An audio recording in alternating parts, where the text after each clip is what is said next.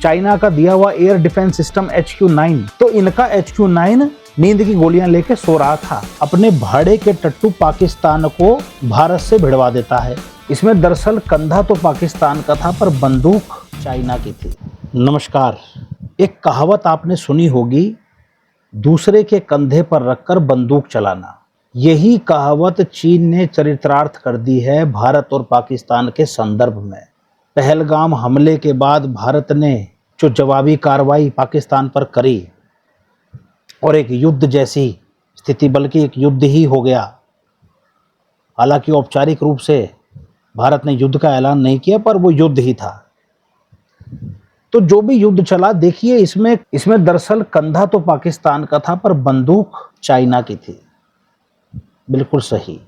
देखिए, चीन भारत से सीधी टक्कर नहीं लेना चाहता, तो करता क्या है, वो अपने भाड़े के टट्टू पाकिस्तान को भारत से भिड़वा देता है। चीन नहीं चाहता कि भारत किसी भी हालत में आर्थिक तरक्की करे। और ये बात मैं हवा ही नहीं बोल रहा, आंकड़ों के साथ ही बात बताऊंगा।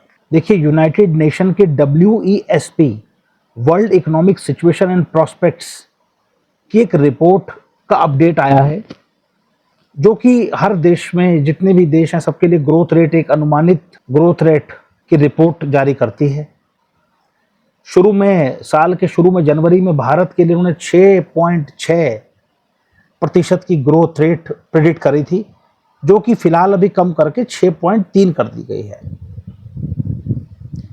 लेकिन इसमें देखने लायक बात यह है कि चाइना की ग्रोथ रेट मात्र 4.6% ही है, जो कि भारत के मुकाबले में बहुत कम है। जो रिपोर्ट आई है, भारत की ग्रोथ, अनुमानित जो ग्रोथ रेट है, वो सबसे ज़्यादा है, अमेरिका से भी, यूरोपियन यूनियन से भी, चाइना से भी, और जो भी विकासशील उभरती हुई अर्थव्यवस्थाएं हैं, ब्राज़ील हो, मैक्सिको हो, अन्य सबसे भारत आगे है, मजबूत दिखाई पड़ रहा है।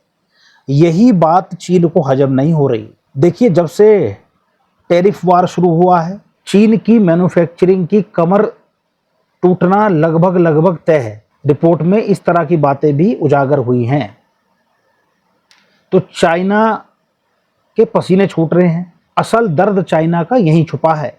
भारत की आर्थिक उन्नति, तरक्की को चाइना नहीं देख सकता। तो खेल को आप समझिए है क्या। अब ये जो भाड़े का टट्टू देश है पाकिस्तान, ये अमेरिका से तो पैसा ले लेता है और चीन से ले लेता है हथियार। देखिए, अमेरिका की तो अपनी मजबूरी है पाकिस्तान को पालना। देखिए, अमेरिका ये नहीं चाहता कि पाकिस्तान पूरे तरीके से डिस्टेबलाइज हो जाए।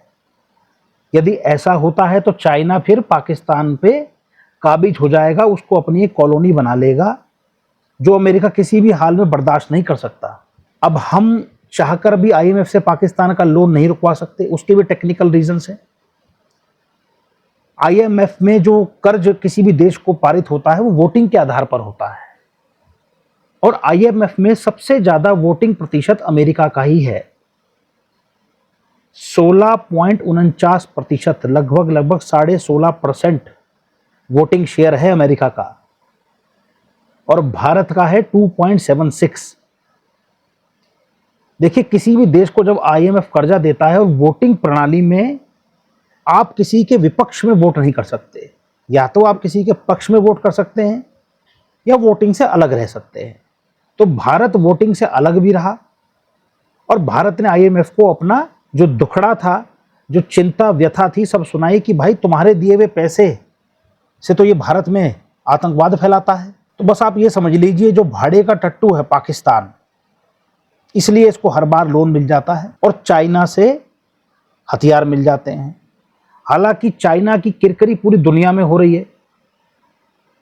चाइना का दिया हुआ एयर डिफेंस सिस्टम HQ-9 पूरी तरीके से फेल हो रहा, वो कोमा में था।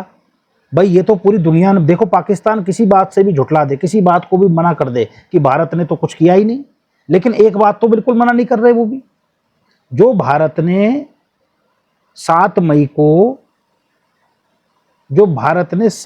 को POK पे हमला किया, आतंकवादी ठिकानों को नेस्तो नाबूद किया, तो इनका HQ-9 नींद की गोलियां लेके सो रहा था। इनका एयर डिफेंस सिस्टम जो है पाकिस्तान का, चाइना से लिया हुआ, उसकी पोल खुल गई। तो चाइना की थू थू पूरी दुनिया में हो रही है। तो ये मैंने आपको समझाया पाकिस्तान और चाइना और अमेरिका का गठजोड़, कि क्यों अमेरिका उसे आईएमएफ से लोन दिलाता है और क्यों उसे चाइना हथियार देता है। वीडियो आपको कैसी लगी कमेंट बॉक्स में जरूर बताइए। वीडियो को लाइक कीजिए, शेयर कीजिए, चैनल को सब्सक्राइब कीजिए। धन्यवाद।